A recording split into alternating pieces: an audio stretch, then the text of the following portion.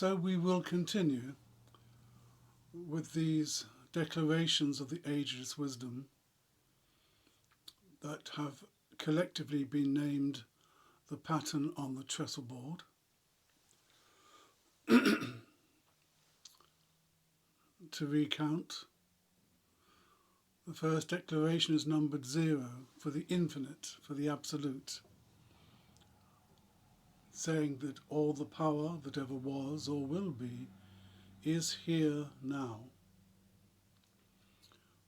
The absolute is infinite, it is ever present, it has no beginning nor end, so we can say in all truth, it is here now. The next statement is numbered 1. I am a centre of expression for the primal will to good, which eternally creates and sustains the universe. It's one, it's the beginning. Notice it says that creates and sustains, meaning from the infinite now the finite is being birthed. This universe, these galaxies, these solar systems, this star, this planet, time and space. And then from that it is said with the number 2 of the statements, through me its unfailing wisdom takes form in thought and word.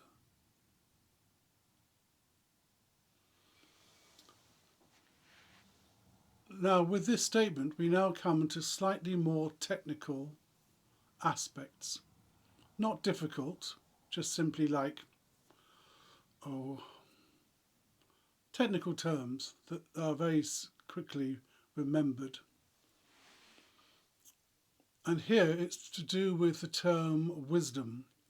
Through me, its unfailing wisdom takes form in thought and word.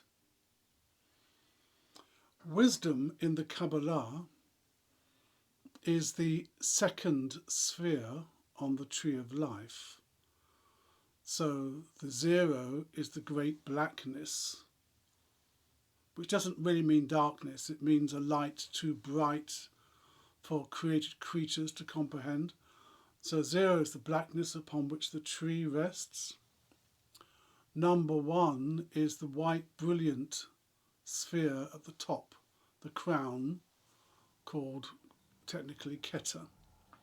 And now we're coming to the second one, which is, as I say, wisdom. Its technical name in Hebrew is Chokmah. So through me its unfailing wisdom takes form in thought and word. What is it talking about?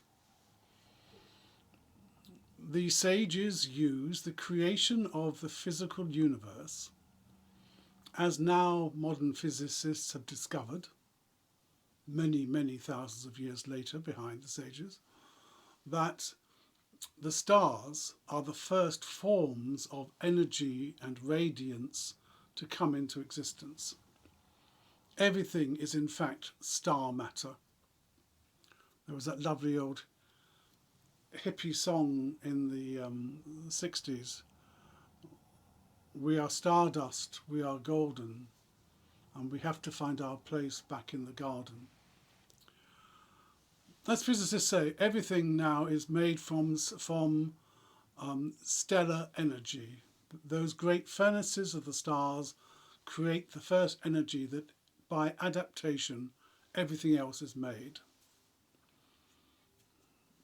Every atom, every physical atom in our bodies, at its very core, is radiant energy that originates in a star. And so you can see that the sages were already aware of this. Through me, its unfailing wisdom, but then it says, takes form in thought and word. Well, we can say, well, okay, I now know, thanks to the physicists, they confirm what the sages had declared long ago, that my body is made from the same radiance that the stars themselves are, those great stellar dynamos. But how does it take form in thought and word?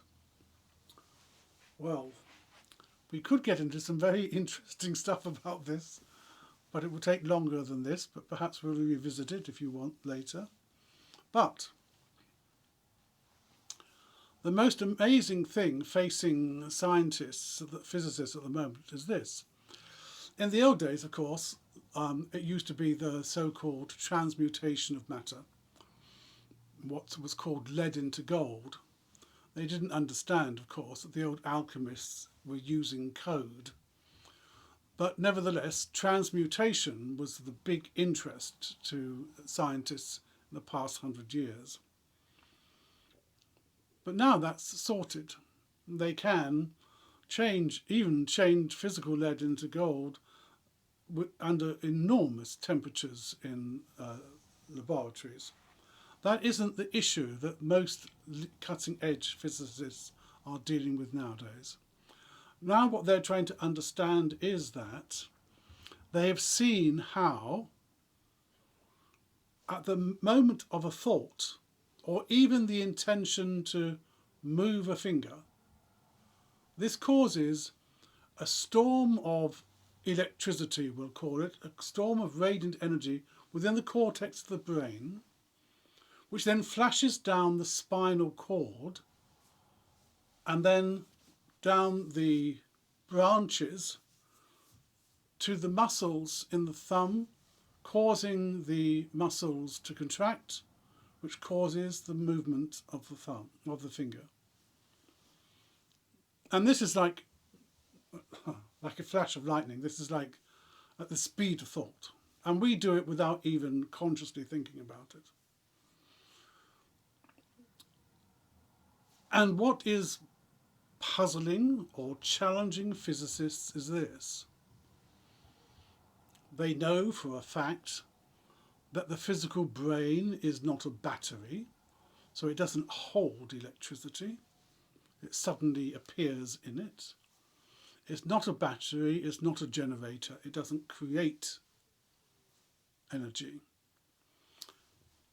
So the puzzle they have is, where was this energy before the thought took place? And this is used, by the way, all the time.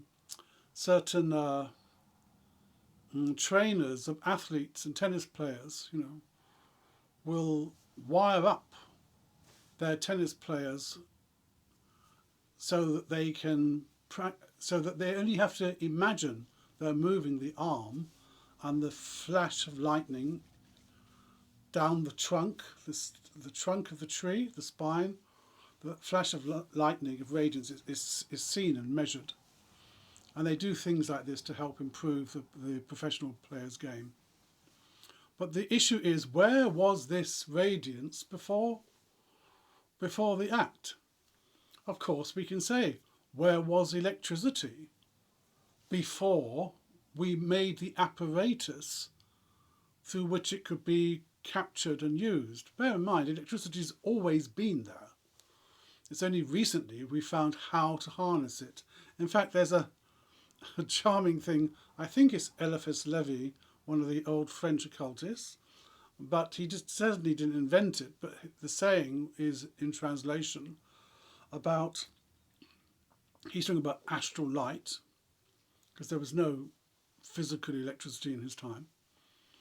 He was talking about, for this wonderful radiance, you have to go into a dark cupboard with a cat, alive, not any sinister stuff, a live cat, and a piece of amber. And if you stroke the cat with the amber, there will be this flickering light. And this is the astral light. This is the great light of the sages, he would say. We would say now it's electricity. But of course, electricity has its refinements too. As we've just said, it's invisible most of the time. So it's at a refined level, or you could say an astral level. So when it says that, through me, the unfailing wisdom, You see, it's talking about the stars, which are the sources of all these energies, wisdom, Hokmah. And so the unfailing wisdom is that energy that flows through them, takes form, it becomes manifest, takes form in your thoughts and in your words and in your speech. In fact, this is really the understanding of what the Tree of Life actually meant. Bear in mind, it belongs to the Ageless Wisdom. The Tree of Life isn't just in the Western mystery tradition of Kabbalah. It's also present in the yogas of the East, both in Hinduism and in Buddhism. And they will say the same as Kabbalah, that the tree is hanging upside down, which is just as we say in Kabbalah. The tree is upside down. Keter is the root, the brain, and then the spinal column is the trunk, and then coming off it are the branches, legs and, arms, these are arms, and legs, and all the filaments that go with it. But this statement is also using it as at a refined level. It just isn't just saying, oh, it's present in our actions or our movements or, walking or whatever. It says in our thoughts and words, in thought and word. In other words, it's showing that the radiant force is actually controlled by thought, by mental deliberation, by focus and by intention, by will. Remember in the previous statement we spoke about the will to good? The will. So therefore it is at our disposal. And this is the key to the so-called fire of the sages, the sacred fire of alchemy and in Kundalini yoga. It's not talking about some external fire or, making furnaces and things. This, the physical body, is the temple, is the means by which the lead of ignorance and of mortality is turned into the immortal gold of a deathless sage. So this statement refers to it. And so we'll go through them again.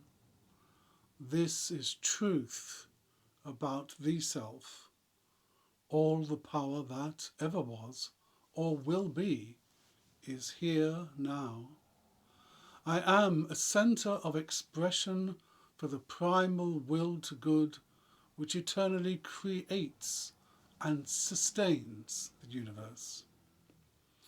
Through me, its unfailing wisdom takes form in thought and word. In the beginning was the Word. The Word was with God. The Word was God. And I'd like to finish this by